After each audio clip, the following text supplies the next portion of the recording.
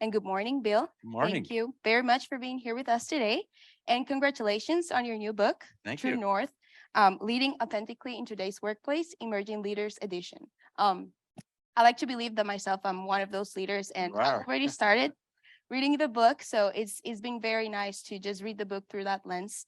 I want to make a note on something that I really liked. That was the perspective on the introspection in your own life story, right?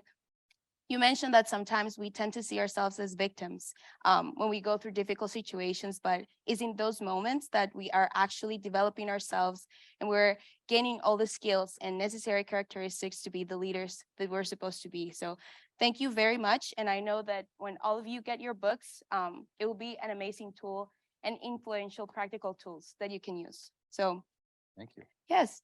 I have questions, of course, because I read the book. Well, I'm reading it. I would like you to start talking about the motivation behind the book and what was it like to write it with your co-author, Zach? And what did you both learn along the way? By the way, my co-author, Zach Clayton, has been my mentor, if you will.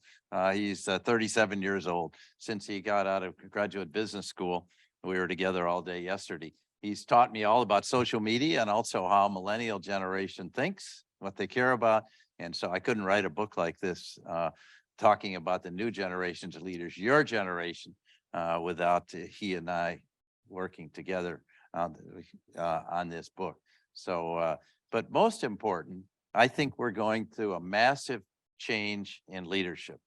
On the surface, it's a generational change from 30 years of the baby boomers, which has been much more about money, fame, and power, and always put the shareholder first, to a new generation of emerging leaders, which I define as Gen X, millennials, and Gen Z. Many of you are in the Gen Z category, but millennials, and I don't make sharp distinctions there because I think the real change is from the command and control of the past, which was represented by Jack Welch and many, many hundreds or thousands of other leaders, to a different kind of leadership. I call it authentic leadership, being real, being who you are, and being really good at bringing people together to work as a team, and also serving the needs of everyone you work with, your customers, your employees, your communities, as well as your investors and shareholders. So that's what motivated me, was to say, I want to accelerate this generational change.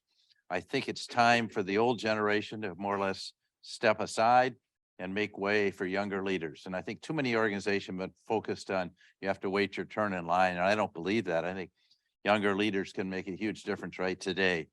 And it's not just about whoever's the head of the organization, the CEO or the president or whatever. It's about people throughout the organization to lead. And so I see this as a call to how to lead differently, to lead with your true north, to lead with who you are, and to find a real purpose for your leadership. Because I think that this has become really important. Is as a person, as a leader, can you be yourself in an organization? Can you be who you are and respected for who you are, not what you are? And then second, can you find a place where your personal purpose, which may take a while to figure out, as it did me, uh, is aligned with the organization's purpose, and that takes even longer. And so you want to find some place where you feel like you're included for who you are, and you feel like you can flourish. You can be yourself, and you can have a great life and great career. In the old days, we used to separate. Here's my family life and my home life. Here's my career, and never they shall meet. And a lot of people sacrifice their family lives. And I saw this in my parents' generation for their jobs. And even having students that say, I work 100 hours a week. Well, you can't sustain that. Leadership is a very long journey. And so I believe that we want to be an integrated person, be the same person at home, at work, in our communities, in our personal lives, and bringing these things together so we feel like we're on a common path. So you mentioned your life story. I just wanted to mention this. I think, we've kind of dismissed this, but who you are, where you come from, the influences, your parents, your coaches, your teachers, your mentors, people you've worked with, you've known, your friends early in life really matters. And if you abandon who you are, you lose sight of your roots. It's like a great tree. If the tree is nourished not from the leaves, but from the new roots, and then it can grow out in many, many directions. But if you cut it off at its base, it will die. So I think it's important that we honor that and learn from our own life stories and not try to be something we're not. For a long time, my generation, people were pressured to be something they weren't. And it's easy. I even got caught up in that sometimes. And that's just not how you want to be. At least I don't think so. That's true. And I really like that. Because you also in your book you mentioned that sometimes we tend to compare ourselves with others and we can never be Yes. the true leaders if we see other people's stories, and we Yeah. have to learn ourselves first. So I really like that, and also the emphasis on focusing on your mental health, spending time with your family. And you can see that, we can see that throughout the different stories that you mentioned from the different leaders, that they make that shift and they started spending more time with their families and their leadership change, right? Absolutely. And also comparing ourselves to other can lead to envy. You've got a Exactly. bigger house than I do. You know, Yes. you seem to be more popular than I am. You got better grades, and that really takes away from us Yeah. because diminishes you in my, it brings you down to, I try to bring you down because I envy you. This is wrong. So I think it's not about comparison. It's about who we want to be. And can I Exactly. be can I be when will you all let me be? For a long time, I felt like I couldn't just be myself. Yes. Great. Well, and moving on, I know that your book is divided into 4 sections, right? So we have part 1, which is discover yourself. Part 2, develop yourself. Part 3, lead people. And part 4, navigating today's challenges. And I know that each one has different characteristics and things that you develop, but could you kind of expand on why did you decide to divide the book into those 4 sections? Well, I used to start out by asking young leaders, recent college graduates, what's the purpose of your leadership? And they really couldn't answer, even in my MBA classrooms. It's just how I make the world a better place. Well, that's nice. We'd all like to change everything, but we can't. So what are you actually going to do? But can't do that until you know who you are. And this is harder than you think. And gaining self-awareness, knowing your blind spots, but particularly addressing the difficult times in your lives. And you may say, well, I've never had any difficult times in my life. I don't know. I remember losing 7 elections in a row as a young person, one in high school and coming to Georgia Tech and losing 6 more. And I was about as low as I could be. It may sound trivial to you, but the point was I was chasing the wrong goal. I was trying to win elections, thinking that I was quote popular or accepted by people by winning elections and getting titles, which is really the wrong thing to chase. And I had to kind of spent about a year trying to come to myself during my sophomore year at Georgia Tech, figuring this out. So I think figuring out who we are. We were with a person in the book, a man named Chad Foster, who went blind at 21. And he was talking about how do I assess this? And he said, I have 2 ways to look at my story. And I think this is true think about your own story. I could look at victim. I grew up in a poor family. I didn't have the opportunities you had.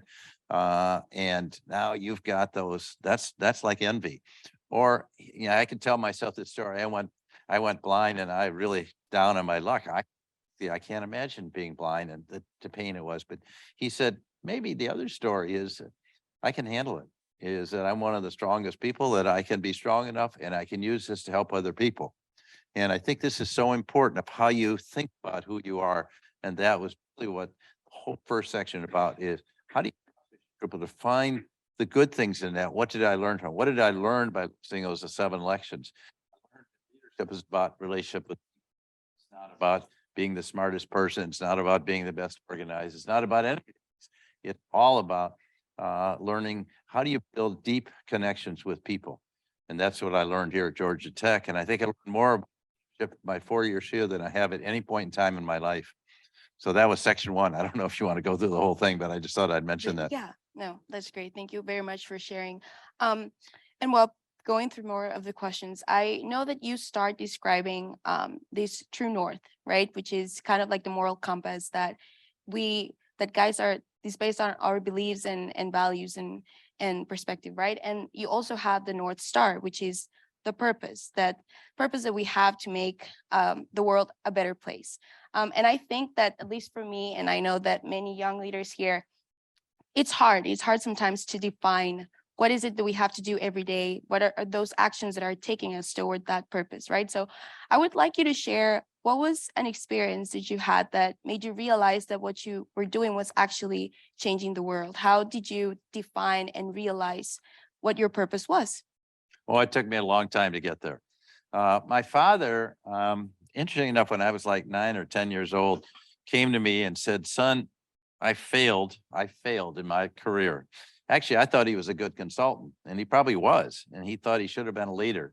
And he said, "I want you to be the leader I never became." Yeah. So this is kind of a heavy burden to lay on a little kid. He even suggested, you could be head of a major company. Like there's this company in Atlanta, Georgia called the Coca-Cola Company. You could be head of that company, son. And so I was pushing my father away, resisting him. At the same time, I was getting these subliminal messages. So I got off on the wrong track, thinking it's about, you have to have a title, you have to do this, you have to do that. And life is really not about that. But it took me a long time about what was really the deeper purpose. Why am I doing what I'm doing? We Mhm. only have one short time here on earth. And so why am I doing all this? And yes, I think most of us would like to make the world a better place, but God, where we're going to choose, how you're going to do that. And it took me a long time to find a place where I could bring my whole just be who I was at work. I know I was at two companies where felt like I had to put on the armor in the morning because the CEO was going to beat me up, when I finally got to Medtronic, I found a much smaller company, and it wasn't that large company my father envisioned, that where I could be myself and I could find a real purpose and alignment. And our Medtronic's mission is restoring people to full life and health. That's something I could really buy into. Now, I'm no expert on medicine. I wasn't then. I'm not now, even though I've been involved in healthcare for 25 years. But it was an opportunity for me to find its alignment with a group of people where we came together on a common purpose. And we measured ourselves at Medtronic, not on what our revenues were or what our profits were, but how many people did we restore to full life and health this year, this month, this day. Mhm. And that became a kind of unifying force. But in terms of values, I could also really relate to the company's values. So I think if you can find that place in your career, and it may take a while, because you have to kind of rub, as we say, one person says, you got to rub up against the world. You got to figure out what it's all about. You got to say, is this a place I want to be or not? So you may, like I did, you may make a couple of changes before you get there. But I think it's worth doing, not to sell out, so to speak. In other words, I used to tell MBA students, never give your soul to the man, the man being the corporation. Mhm. And don't sell out, and be who you are, and find that place where you're really appreciated for who you are, not what you are. And that to me was the essence of what I was trying to learn as I went through this. But it took me a long time. Yeah. I knew I thought I wanted to lead an organization, but I didn't know why. And it took me a while to how to come be that leader, to develop myself, and then find the right place to do it. Yeah. And I completely agree. It's not a straight line, how you No, say it's it, not. right? It's kind of up and down like that. Yes. You have to go up, down, across, and be adventurous Yeah. in your journey. And But that journey is really important. That's like a journey through life. yes. And it can be a joyful journey. I love to climb mountains. So you got to realize sometimes you get to the top of this one, there's another peak up there. Or sometimes you come tumbling down and things didn't go your way. And that's kind of what it was at certain points in my career. And then you have to, hey, there's a different mountain over here that's really much more where I should be. Yeah. I really like that, because that ties a lot with what you also say, that the hardest person that you'll ever lead is yourself. Yes. Right. And I agree, like as leaders, we have to take courage. We have to have focus on what is it that we want, right? So could you also share, how do you think that you mastered the act of leading yourself? This can be in any aspect of your life. Well, I think the hardest thing is gaining self-awareness and knowing who you are and looking at yourself in the mirror. And, I've had a wonderful partner in life, and my wife, Penny, who sometimes hold up that mirror. But I think you have to learn how to hold it up to yourself and say, is this really the way I want to be? Am I doing what I want to do? Am I being that person? So I started, thanks to Penny, I started about 45 years ago meditating. And it could be prayer, it could be mindfulness, it could be going on a long walk, taking a jog, but something where you put away all the electronics and take 20 minutes just to focus on, am I doing what I really love to do today? And how did I show up? Was I helpful to other people? Did I do something I thought was meaningful? How did I treat people? And the answer to those questions might not be yes every day. You may be saying, hey, today was the bits, it didn't go well. Hey, you have bad days. But I think, having that awareness, and I think every one of us, I tell CEOs the same thing, and they are now. You got to have a practice where you forget about the task list, forget about all the things you got done today. You take that time to be introspective. That's key. The second thing that I found the most valuable thing in life is getting honest feedback. If you surround yourself with people that tell you how great you are, and I've seen a lot of business leaders do this, they have good people around them to tell them how great they are. It never works because they can't see themselves, you say, as others see them. So I think it's really critical to have truth tellers, people that will come in and tell you the truth and really give you honest feedback. In a large organization, I think the best feedback we get is 360 feedback. We get it from our subordinates, we get it from our peers, the people we work with. Okay, we get it from a boss who sees us from one angle. I found it's invaluable to get that. Every class I teach in business school, I get feedback, and sometimes it's kind of painful, kind of hurts. I thought I was doing better than I was, but that feedback helps me see ourselves as others see us, which is really hard. And so getting that honest thing and having people in your life say, Bill, how do you think the meeting went? Oh, I thought it went great. We got agreement, everyone. Actually, people are very angry with you because you drove so hard to get to a conclusion. They knew it was your conclusion, not theirs. And so, having people that have the courage to come in and tell you you're off track, and having that team in your life that'll do that. But also when you're down, who's going to be there to pick you up? You'd be surprised what happens when you've, I remember talking to Jamie Dimon of JP Morgan, and he got fired from his job. He said by his mentor, 22 years, he thought he was going to the top. He got fired. He had to leave New York, where he came from. I'd go to Chicago. And he said, phone stopped ringing. No one called him. The only people who were there for him was college buddies and his high school buddies. In other words, when you have a difficult time, who's going to be there for you? It's not all those superficial friends you have that love you because, oh, you got the scholarship, you're wonderful and all this. No, it's the people that really care about you. And I think I've seen that happen in my life. I had experience in my life where people came around that were really there for me, and that really matters. Well, that was impactful. Honest feedback. I'll definitely take that with me today. Well, now I'm changing gears a little. And you kind of already touched on that. But you focus on the leaders from the 20th century and the 21st century, right? And your book is all about the now, right? The leaders from the 21st century. But I know that you might have grew up listening from leaders from the 20th century, right? And they had an impact in your life as well. So I would like you to kind of expand on what leaders impacted you the most during the 20th century, and how did they help you become a leader in the 21st century? Well, I unfortunately had some great mentors that were wonderful. Unfortunately, most of them have died. And so it's pretty sad. Yeah, I mean, they're old. Well, when people are older than you are, eventually people do.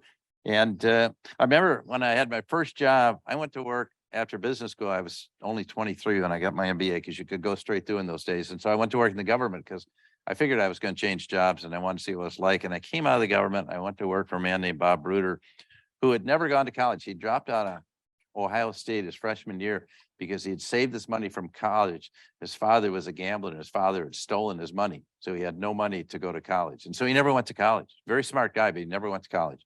But he was a great entrepreneur. And he taught me about how do you start a company. And I'm not an entrepreneur, but I learned all about that and helped me start an internal company for the microwave oven business. But most important, he really cared about me, and he would upgrade me from coach to first class to sit next to him. We had to fly out to Litton Industries course. But, I just learned so much wisdom from him. And that was really fantastic. And of course, people influenced me. My mother influenced me for most of my life with her values. And I still feel like she died when I was quite young. She died when I was 24.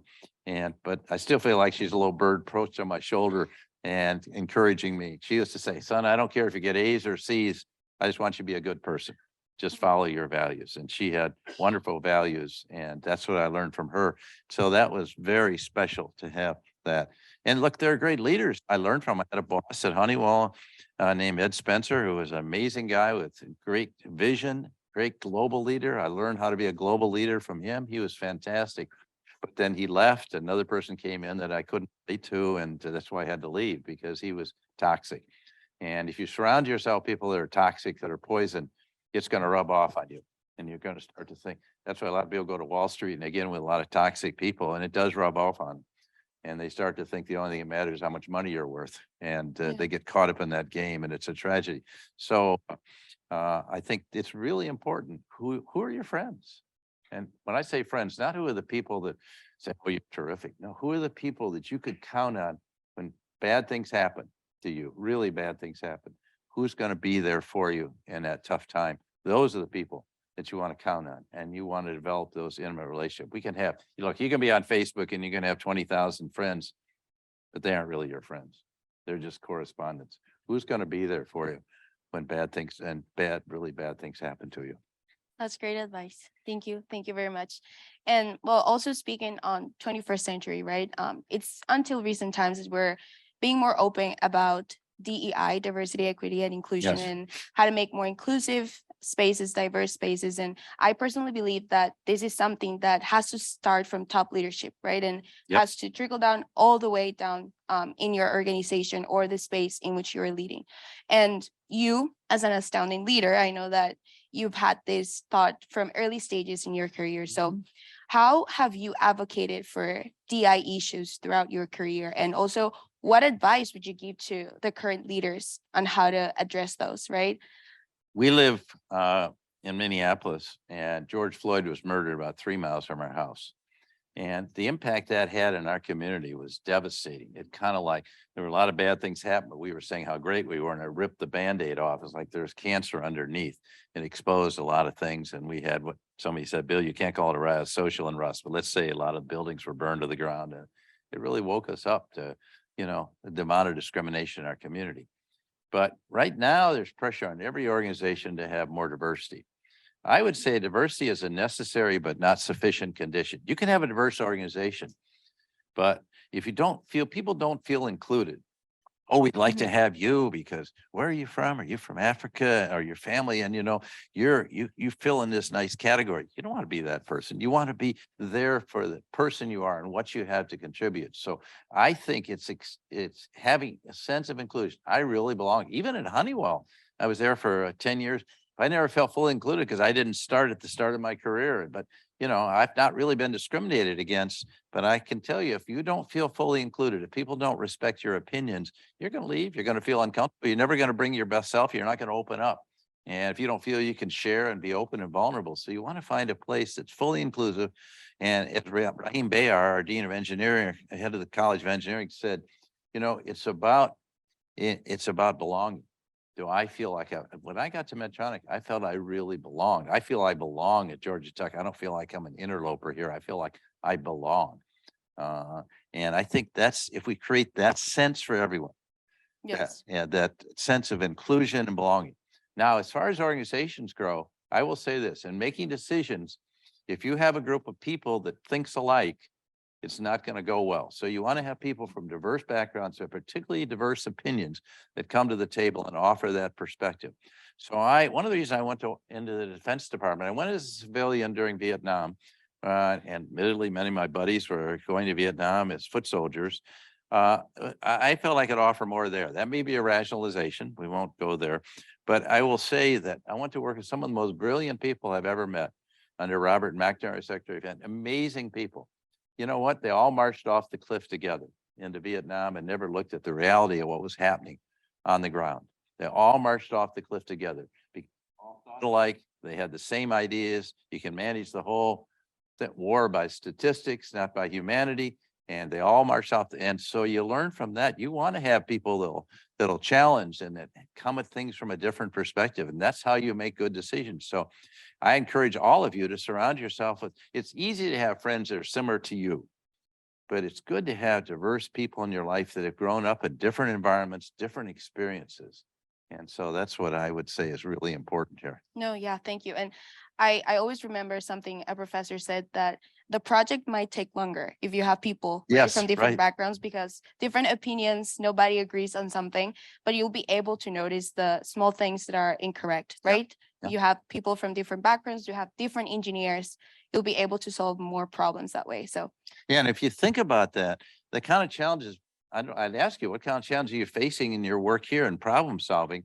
But I think you'll find in the old days, we said there's some genius that comes up with the solution. Today, I think the really tough problems are require a collaboration with people of different disciplines, different perspectives. You know, in the old days, there was no such thing as biomedical engineering because it wasn't considered a discipline. And that's a department that's been put together, people of many different disciplines, and it's come together and creating a whole new field. But I think in any kind of problem you have, you need to have that perspective that you're talking about. And it may take longer, you're right, yeah, but it's okay. You'll get to a better solution. The worst thing is to get to the wrong solution quickly. yeah. Well, before I turn it off to the audience, I have one more question. Bill, you are one of our most successful Yellow Jackets, and you're amongst a lot of Yellow Jackets right now. And right after this, you're going to the groundbreaking of the new home for the ISYE.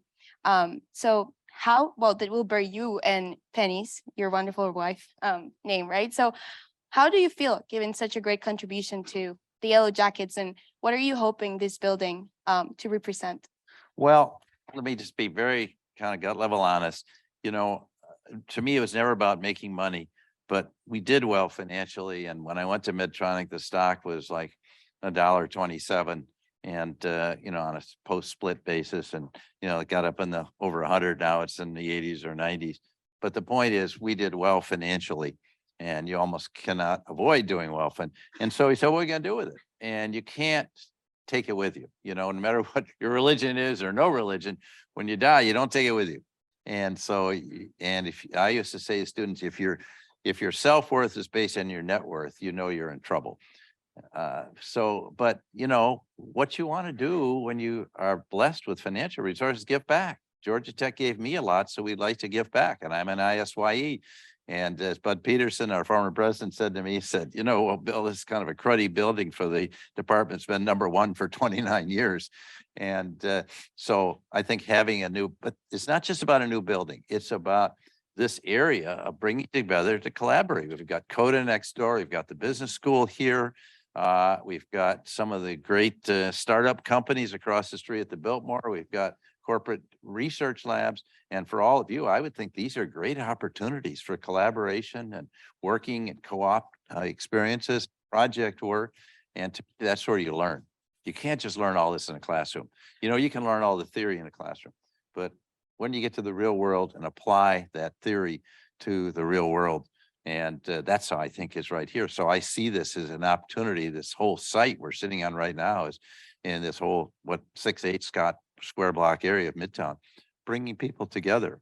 And it is a lot of corporations are coming here. Cisco, Google's come here, and I understand that somebody just told me this morning, I didn't know this, Microsoft is building a 45-acre campus, not a mile or so from here. Yeah. It's the largest, second largest concentration of people they have outside Silicon Valley or outside of Seattle.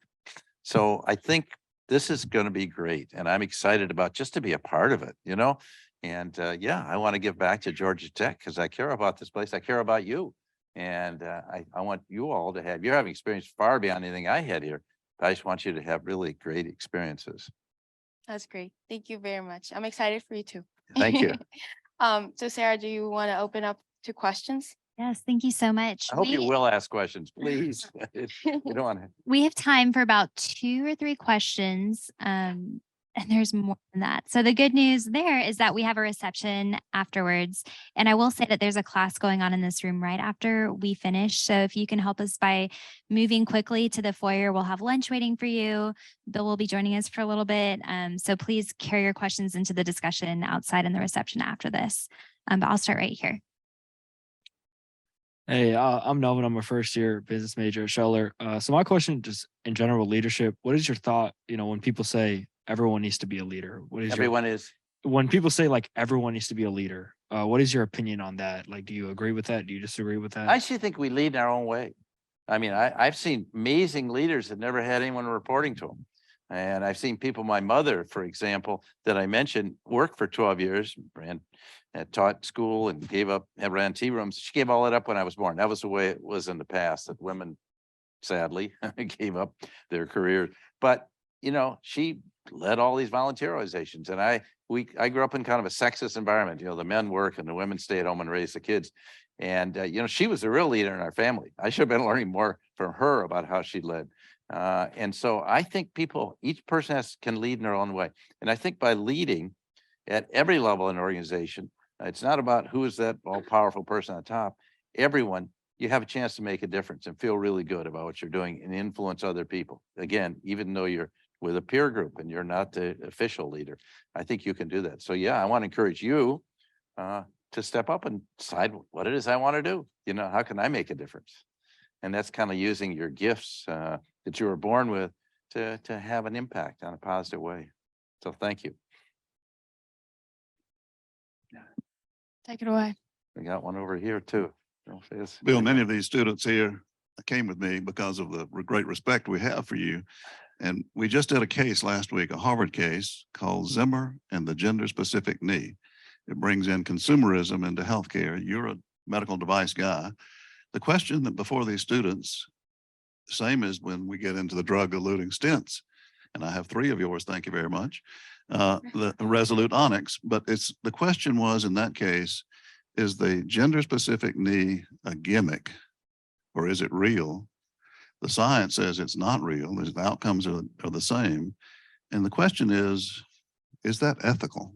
How would you evaluate the ethics of trying to gain market share through direct-to-consumer marketing as opposed to through physicians? Well, that's got about many nuances, very specific. I haven't read the case. I think there is our son, John, and his wife, Jeanette, the parents of our grandson who's back here, are both physicians. And look, if it's not, they believe in evidence-based medicine. If it's not based on the physiology of the person, then I think, you know, you wouldn't want to do that. Now, I do believe, having said that, Bill, I really believe in women's health, and that I think for too long we've geared our healthcare systems at the major institutions around the male and what the male needs were. And even though our daughter-in-law is a gynecologist and deals with women, we helped fund a program at Mayo Clinic for women's health. But I think that there are difference in terms of oftentimes in terms of emotional needs, desires, personal needs.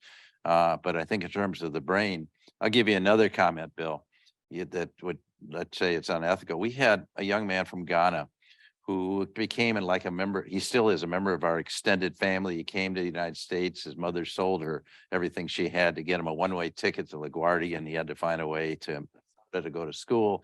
He eventually got to go to Amherst College, and he went to the University of Minnesota Medical School. He did 7-year residency to become a neurosurgeon at out of UCLA. So think about all those years he was studying. Okay, so we're talking about almost 15 years of his life. So then he goes to work for a group of neurosurgeons. He's so excited he's going to be a neurosurgeon. And they came to him and said, Murray Siku, we'd only like you to work with our Black patients. He's in the book, by the way. We'd only like you to work with Black patients. And he was deeply wounded by this and offended. He said, of course, I'll take care of Black patients. I want to help people that are Black, but I want to help people that are white too. And the brain's the same. It's not a different brain. It's not like we have a Black brain and a white brain. This is nonsense, or a brown brain, you know, I mean, come on. And so he had practice, and he talked to me about that. He said, you're taking away my agency. I didn't spend 15 years to get to be a doctor, that you had to segment me. And this is, you know, it's pure racism. I mean, call it what you like. That's what it is. And they racism, but yeah, I think we need to look at humanity too. And I think, yeah, there was no difference. So I would say that more about the knee. Hey, you don't market consumers unless there's a substantive difference, and they should be called down by the FDA or somebody, the FTC. Someone shouldn't have people do anything like that. And I think, but anyway, I'm glad you're a Medtronic patient. Thank you. And I hope you're doing okay. This young man had a question here. He's the first one to raise his hand. So I have many questions, but out of priority's sake, I'll ask just the one. First off, I want to say that like your perspective on life as a whole is very inspiring to have, like that positive outlook and like how to approach being a good leader and being the person you want to be and in touch with your genuine self. That resonates well with me. Thank And you. yes, of course. And my question is that I'm an aspiring author of a book that I'm actually writing right now of self-improvement as a whole. And what advice would you have given to yourself when you were writing your first book? Going into that, because I know there's a lot of mistakes that you make along the way, and trust me, I've made plenty of them. Well, first of all, how old are you? 19. And you're writing a book at 19 I get that a lot. on self-improvement. Good for you. I'm saying congratulations. I tried to write a book when I had just left Medtronic and no publisher would take it. Yeah. And because it was trying to write about Medtronic's story and my story and no one was interested.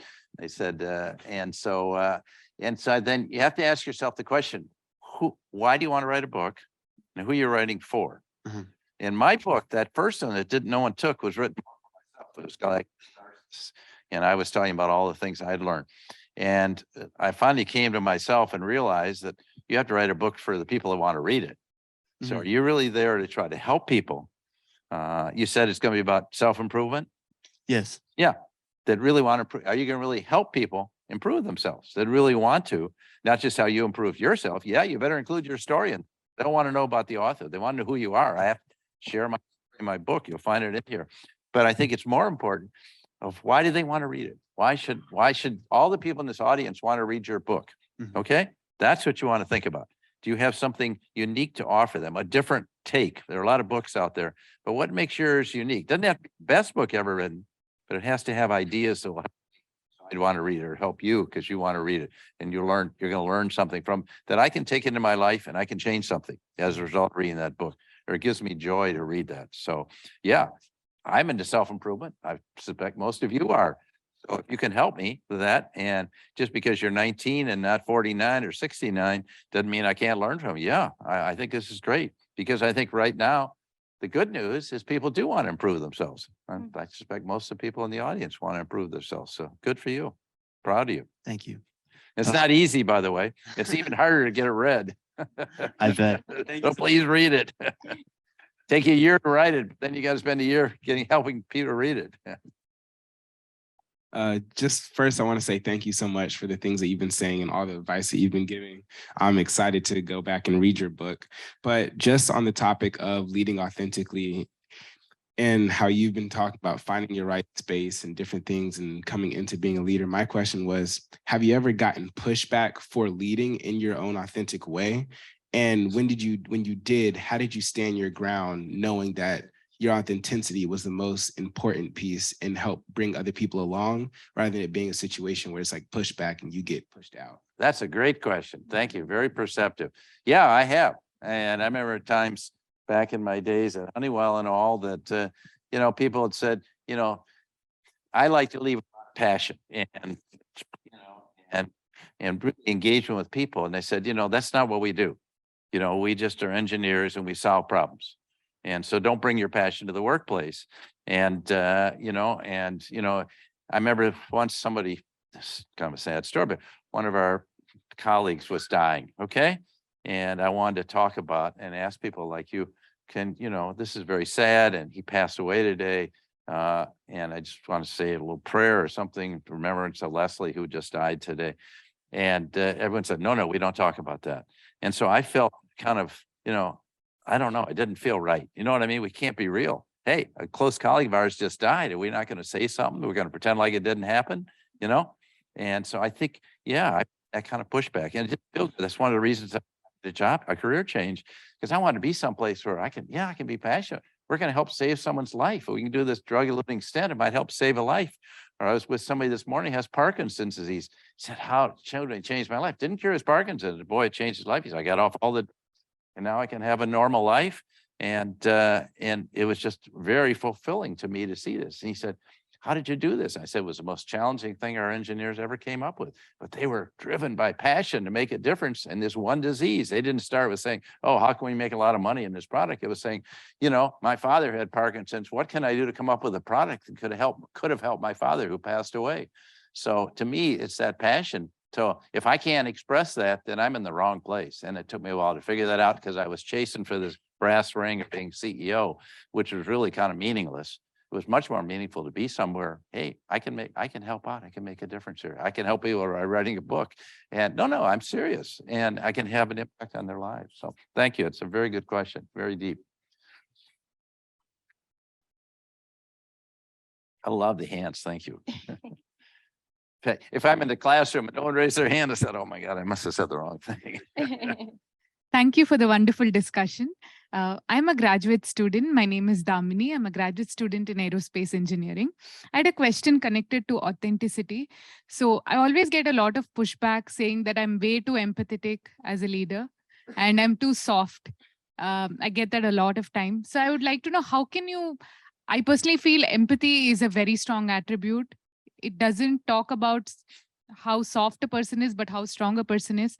But I want to know your thoughts. How can we ensure that empathy doesn't become doesn't let people say that you're not very capable as a leader? Thank you. That's really great. First of all, I can't stand this phrase hard and soft. Hard making the numbers, soft caring for people. This is, I think, nonsense.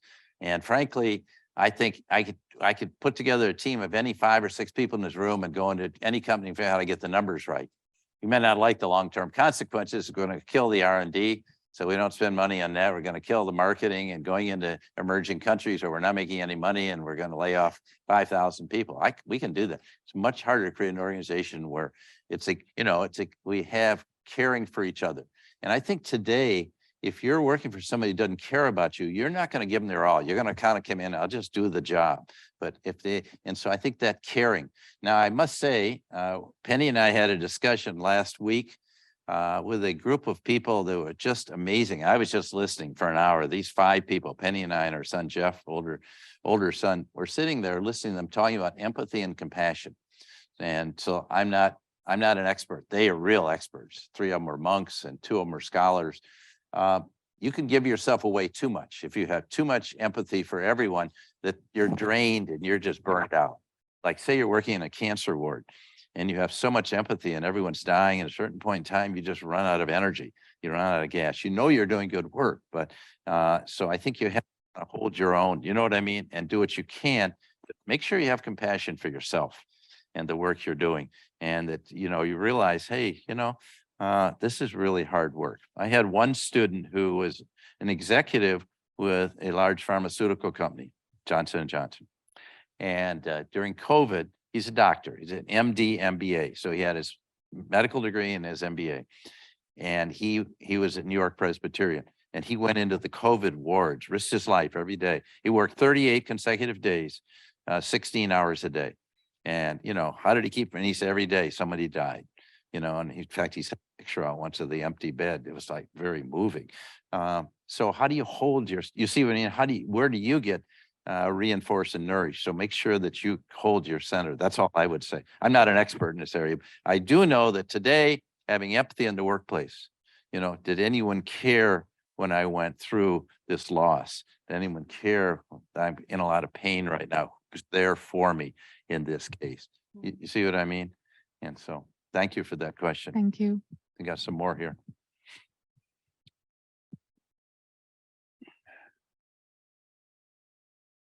Hey, my name is Lucas. I'm an undergraduate computer science major at Georgia Tech. So my question for you is, recently there's been talks about this thing called a DAO, decentralized autonomous organizations. Some people think in the future, hierarchy in terms of organizations might just go away. It could be the near future or maybe thousands of years from now. Do you think hierarchical structures within an organizations might become obsolete in the future? Great question. I'm going to give you a nuanced answer. My view, I have strong views about this. First of all, I'm writing an article right now called Let's Invert the Organization Chart. In other words, who are the most important people in the organization? I say it's the frontline people. Going back to my Medtronic experience, it's the people on production line that quality is everything because they know there's a human life at the end. The people in engineering that are trying to design that device that will save or restore someone's life. The people working in hospitals or technical sales and service people, they're the ones that count. You think during COVID, who was there? We're all in remote. We're taking classes, teaching remote. Who is it that's risking their life? be honest, who's making the food that we can have to eat, and who's stocking the shelves, who's delivering it, who's working in retail stores, who's working in hospitals. I thought, you know, they're risking their lives. Sure, patients have COVID, and you know, they had to risk their lives. They don't do COVID patients, but you know, they do surgery, which is like, you know, for very advanced cancer or advanced gynecological. So I think that I'd like to see us invert. I don't like hierarchy. If we get rid of the hierarchy. So I think everyone in the so-called hierarchy needs to think of themselves like an inverted pyramid. Okay, here are the frontline people. Our job is to support those people and help them do their jobs instead of controlling them and spending all these numbers and everything. And every day, let's review the numbers. Let's really say, how do we help them do their jobs better? Because you think about it, you go into any restaurant, any hotel, any airline, who do you remember? You never saw the CEO there, you know? You get treated by the first line people, and that's how you feel, you know? And so now, I don't believe in fully autonomous organizations. I think there are leaders. He asked the question, you know, should everyone be a leader? I think leaders need to step up and bring people together, organize them, and coalesce them. And I got a new model, new book that some of you have looked at called the coach model. But we have to care about people. Somebody's got to organize people to get the job done. And then you call upon people for their best skills. You get them in the right position and you bring them together and work as a team. Think about any sports team. You know, what does a coach do on a sports team? Coach never goes on the field, right? Once the game starts, the coach is standing on the sideline.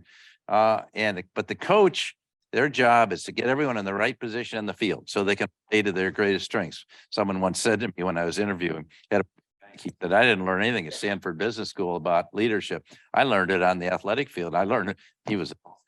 I said, I learned we had 11 quarterbacks on a team, we'd lose every game. Everyone's got to play their role. And that's really important. So somebody's got to figure this all out. And I think we need leaders to do that. But I don't believe in dominant command and control leadership. That's what I'm trying to argue against. And so I think it's more. And so sometimes the leaders emerge. The natural leaders, the people without their titles. And you see during a crisis like we've had, the real leaders emerge. Who is it that steps up in a real crisis? And they may not be the people with the titles, but they're the people who are the real leaders. So I think those are the ones you want to look for in an organization. Thank you for that question.